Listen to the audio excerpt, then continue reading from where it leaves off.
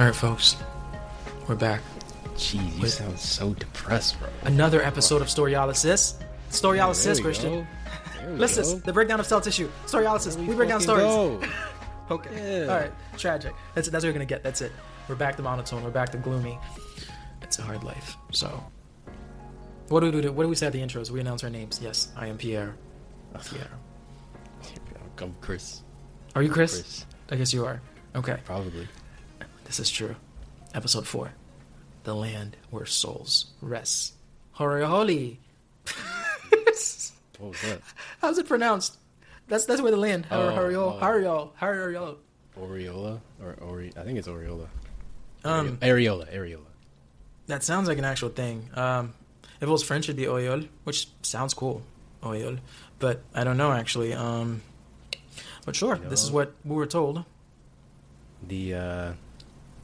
It's very. I don't know if I should say this now or just wait until we get to it. No, I guess I'll just wait until we get to it. So yeah, I'm gonna. There's some cool tie-ins to other animes. Of course there is, Christian. Of course there is. Okay.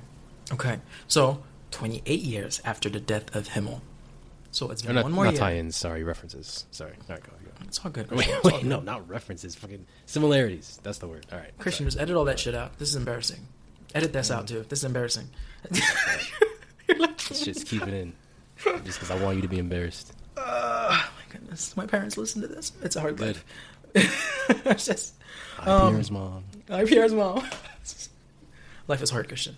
28 years later, after Himmel's death, which means it's been one more year, which means Fern and Frieren has been chilling for 8 years now. So, they land on some shore, on some village who look like the remain of the aftermath of a world war. Very broken down, very old city. Kind of cute too. I guess I can see archaeologists who'd be like, yes, there's some treasure here or some shit. But anyway, my boy have no money, but he has the grimoire of flame, which is a great mage. And of course, Fern doesn't have a poker face, but Frieren does. It's like, oh, okay, thank you, cool. Fern's like, Frieren, aren't all these fake? And of course, Frieren's like, yes, I was really right, they're fake. But I took the job because someone was in need. I'm like, man, are we falling in love with this girl, with this woman? I'm like, bro, her heart is just getting bigger and bigger. She took the job.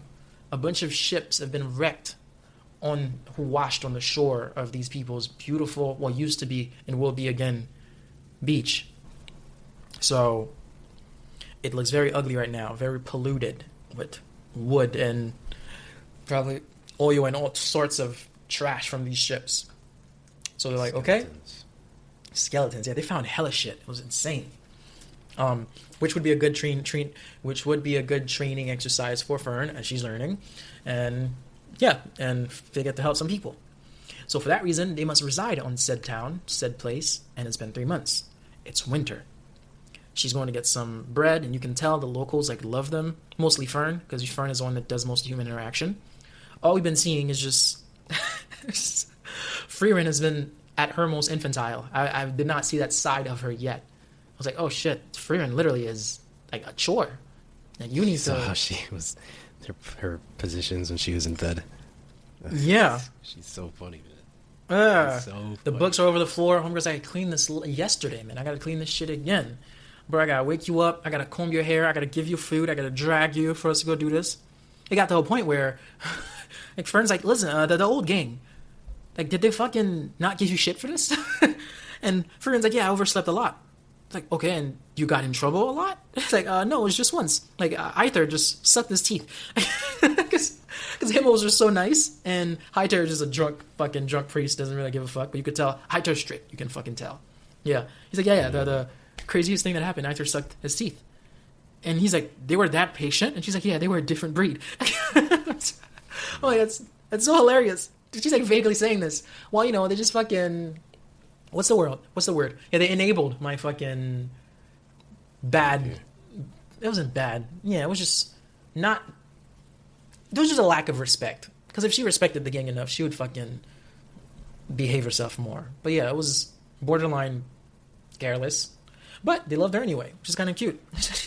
They were a different breed. I was like, bro, what crazy shit. And as they're doing all this... Wait, go ahead. Re-listening to that little interaction just for Frieren's voice, because I love hearing her speak, her voice actor. It's so soft. It transitions so well. There's no hard edges in the words that she says. It's like very smooth ASMR vibes I get from Frieren's voice. So in that little interaction, it's in the grand scheme of the show and the dialogues that happen, it's pretty, insignificant. Well, not insignificant, but like, it's not like, a crazy scene. But scenes like that, I tend to replay them in this show over and over just because I like her voice. I like Fern's voice too. I just love hearing them talk. Even though it's in a different language, still, it sounds amazing. No, I told you,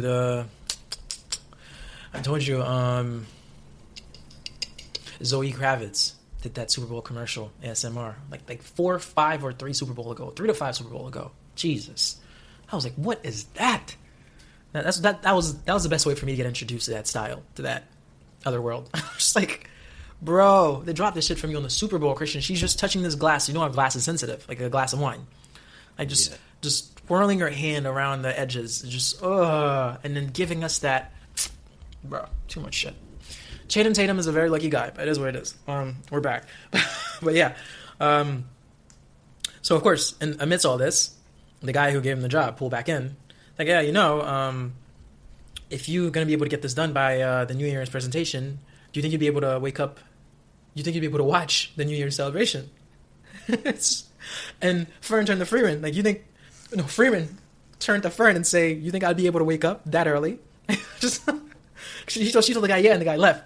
And Fern's like, oh, really? You're going to do it? And she's like, you think I'd be able to wake up that early? Which is so true. She's like, no, bitch, I'm not going to do it. And it's so cool that she helped her get through it. She became her alarm. She's like, oh, shit, she's not awake. Like, drag her up. Comb her hair again. Like, wash her face. Drag her to the town so she can see the sunrise. Because, and she see the flashback where Himmel, when he told her, you're the kind of person who would enjoy to see this. Which is so cute. It's like, okay, this doesn't have to be a spoiler, but like, was there something between these two? Between Himmel and Frieren. That's just because I feel like he laid a lot of crumbs and she just was too careless to pick up on those crumbs. I don't know. Yeah, I think that's especially because of what he said about the kid lifting up the skirt. It's fair to say that he liked her. I know, right? Like he wanted to see her underwear, so he definitely fucked with her. And she more than friends. Damn. It's crazy. And she's like, I guess Himmel didn't know me at all. It's just a fucking sunrise. Like, it's pretty, but it wasn't worth waking up so early. Crazy shit. And of course, Fern says, bitch, shut the fuck up and look at this shit. Not that, because she's very respectful. She's like, quiet, please. Let's look at this. And she starts to see how beautiful it is. And we see a little smile from Frieren. I'm like, oh, that's so cute. Damn. And she's like, thank you for doing this. I would not have been able to see this myself. And Fern's like, duh, you can't even get out of bed by yourself. I was like, bro, the back and forth playful banter. Because like when you've been dealing with someone for 8 years now, just at this point, they're so cool with each other.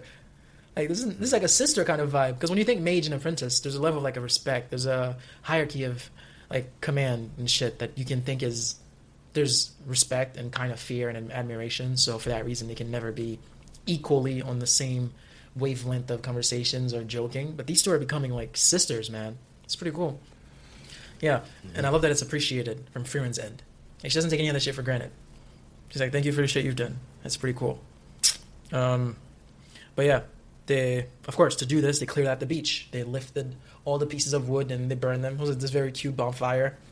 And the people are back. And they left the fucking village to meet Thor.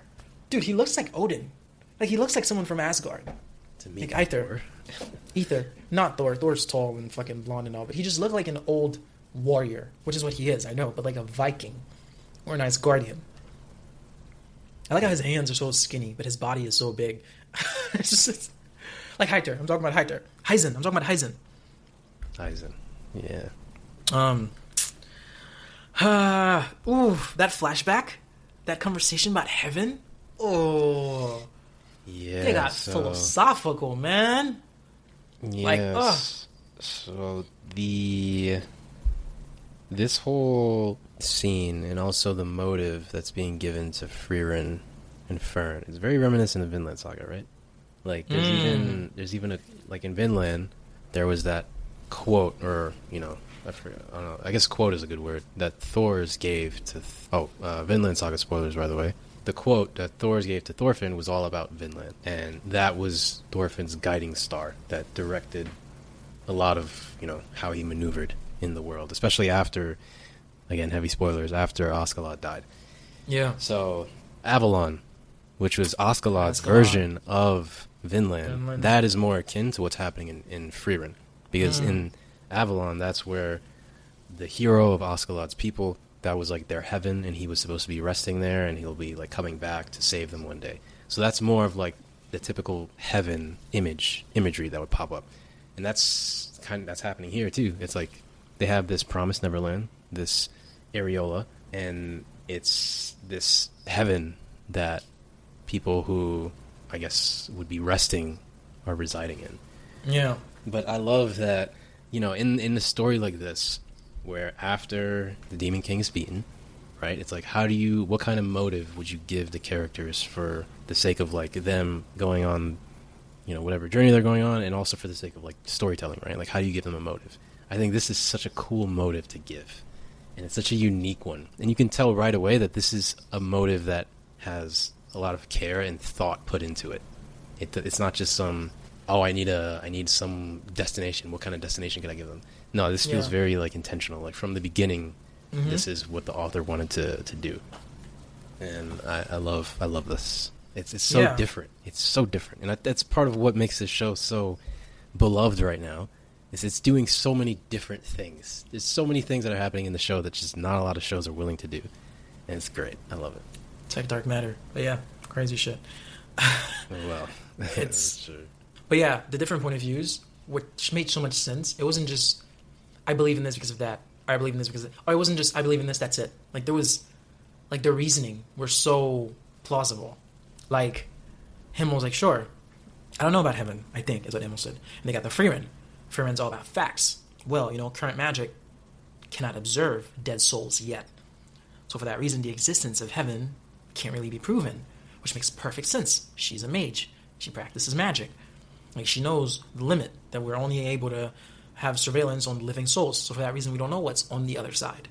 And then Heiter's fucking reasoning, man. Even if it doesn't exist, I think it should. People doing their best deserve something better than nothingness. Just, bro, it's just like, that's just beautiful writing. That's just, wow. Of course, he's a priest, so yeah, I can see why homeboy joined the faith. But no, that's beautiful. And they found Eisen praying, of course. Christian, I forgot to note that. What was Eisen doing? Like, he was kneeling down praying. There was like 3 stones. Are those his like ancestors, or are those his people? Like, or is he just praying? Yeah, those are his people. But he wasn't praying initially, because it was only after Heiter said that he believes heaven exists because it would be more convenient. It was only then that, because not only did Eisen start praying, but even Frieren and Himmel started praying out of respect. Yeah, so he was just, if you're showing your friends a grave of somebody that you love, it's probably just a natural gesture for him to like take a knee and like get closer. Understood. So I don't think he was praying. Okay. So she popped in a very nonchalant way. Eisen, I'm here to hang out. And homeboy's like, bitch, you're acting like the last time I saw you was not 30 years ago. It's like I'm here to hang out. Like you're my play cousin. What poem was that? Fuck, what poem? Anyway, that poem is up there. Whatever poet was like my play cousin and I. It's up there. It's okay, Christian. I'll find it. It's okay. I'll find it and I'll put it up there for people listening to this on YouTube. Crazy shit. Yeah, it's not like they're fucking play cousins or whatnot. Like, bitch, it's been 30 years. But anyway, it is what it is. They're talking. He's like, well, since you want to help me, there's something you can help me with. Find Flame's notes. Like, oh shit. Why do you want to find Flame's note? He said, well, that way you'll be able to talk to the dead, Himmel. And that's something that Heiter and I were cooking for a while, which is so cute. Like, they care so much about her. Also, it was like, we've been writing to each other, like Heiter and Eisen. And he's like, oh, you're more conscientious than I thought. And then Eisen's like, you're just too indifferent. Just, like, they know to give her these responses, to be quick with it, because they just know who they're dealing with. But they're such good friends, man. To know on their deathbed, knowing, I guess, the bond or what could have had that never had, or how precious that friendship was, for them to decide that, okay, we need to come up with a plan for how Frieren can talk to dead Himmel. Like, I had Heiter dig up the old library to find out if that shit exists, and he sent me coordinate, and we can go find it, and you can talk to Himmel. Like, you need to do this. Like, that is very cute. And of course, Fern's like, the fuck? So we're just gonna go and do this. And we don't know how long it'll take. Like, fine, let's go. And then Eisen's like, oh, what's up with her? And Fern's like, I don't know, but Fern is scary when she's mad. It's like, oh, that's so hilarious. Like, you can tell, like, Fern doesn't fucking play around. Fern's little, because you know it's nice because obviously like Frieren doesn't need to. How did you describe it before? Like, she allowed Fern to just take control. You're familiar with like dynamics where what's your forte and what's not. Yeah. There's like a balance. Yeah, like let's say like a boyfriend and a girlfriend, right? Like, you know how sometimes if the girl goes to like hit the guy playfully, he'll like, back away in fear, but he's not really afraid. He's just sort of playing along with it. I get that similar dynamic with Frieren and Fern, and it's just the reason I bring that up is because they showed you Fern like pouting very cutely when they were saying this is going to take a long time. She's so cute when she does that, and then you see Frieren being like, oh, she gets really scary when she's upset. It's like, you know, she's so cute. That's not scary, right? But it's just nice that they're capturing that dynamic that happens in a lot of relationships. Yeah. It's very, I really like that. No, they've grown close. No, these two are close as fuck. Like, it's insane. Yeah, so they have to go to Volé-Bazin. What is some? Okay, this is a French, like the Volé-Bazin. I don't know what that is. Okay, Bassin is like a, like, fuck, like a, no, not basement, not basement. Oh, did you say basin? Yeah, but like basin. Water. Is that what it is for you? Like, what does basin mean to you? Yeah, just like a container. Yes. Okay, cool. I guess the same thing. Okay. So yeah, they're looking for it, and then we get a flashback. Oh shit, Flamme was Frieren's master, and Frieren was one of her best students. The way they just, things are not concealed, but things are just revealed to you only when needed, which is so nice. Yes. It's very nicely written. Yes. Because the word flame has been brought up when she took the job. They're like, okay, these are fake, because all the written adaptations for Flame are fake. You know, it's like the flame has been brought up again when Eisen first saw them and said, this is why you gotta do this. But it's not till the flashback. She's built as like a legend. Yeah. That is like brought up like, oh shit, this is a student. Oh my goodness. And the way Frieren is yet to change, because we got to see student version of Frieren, very much more childish version, age-wise, because it was a long time ago, and she still had that quick mouth. It's like, how did you know, you unpleasant woman? I'm gonna leave this for you. It's gonna be 1,000 years. What? You're gonna be dead by then? No. It's like, I guess it's so cool. Like, she's never changing. Like, Frieren never changed. That's fucking sick. But yeah, and we get to know that Flame, of course, was author of that quote that we saw in episode 1. She repeats it to Frieren. Now, when I arrive at heaven, Ariel, the land where souls rest, I'll speak with friends who fought alongside me. Oh my god, that's so cute. Like, artistic unity, you know. Like, that's very great. So they find it. The way it was covered, like when it lifted up from that tree, like it was like a bunch of dreadlocks or a bunch of like worms. It was very cool. I like the imagery. Like for people, it does tell me a lot that Demon Slayer has one of the best animations like ever. But for what I'm seeing so far, I like the animation in this show because I don't know that much about anime still, but I really like that. And some crazy shit. Of course, you find the book and the page was already open to the spell to speak with the dead. And then Frieren's like, how could she have known? What an unpleasant woman. I was like, bro, what is unpleasant about that? Just, man, yo, this girl is something else. No, this girl is something else. Well, anyway, where is the location? It's in Ende. Oh, shit. Northern continent. Cold as fuck. Frieren doesn't like the cold, which we could tell. The old job they did. Huh. Yeah, question. Is that a cold-related thing? Because she only was lethargic in the morning, couldn't wake up. Like, once it got extremely cold, like, when they fast forward 3 months later, they got the settled in the village where the shipwrecked along the shore, and they fast forward for 3 months, and then they show you it's winter, it's snowing, and then she started not being able to wake up. Like, is that just it? Like, she just doesn't do cold? Like, she sleep longer in cold? She hates cold? Because I don't remember... Or is it just me reading too much into this? It's not a season thing at all. She just doesn't like the cold. Like, I don't know. No, I think she just... That might just be coincidental. I think she just can't wake up easily. Okay. But I do want to say how cool it is that when they show you the world map in the beginning, it's not really a world map, right? Like, it's a map of the continent, the northern continent. So they're hiding what the world really looks like. And when they say that this place, Areola, is... She says it's like the end of the world, and it's called Ende. So there's a lot of references to this being the end of like the edge world. Right, the edge of the world. But we're only, given a sliver. So that leaves a lot of room for the world to expand when it needs to expand. Which makes perfect sense. Which is great. No, it's pretty cool. It's cool. And I like that Heisen played a role in her getting that apprentice. Well, actually, no, there was several people. Like, Heiter was literally dying. It was his dying wish. She couldn't not do that. But that Heisen brought it up on that rooftop conversation in the first episode, that you're going to need an apprentice. And he's like, Psh, don't you know who I am? Like, I would not do well with an apprentice. And 30 years later, she now has an apprentice. And, like, Mage is asking, like, bro, like, is she a good...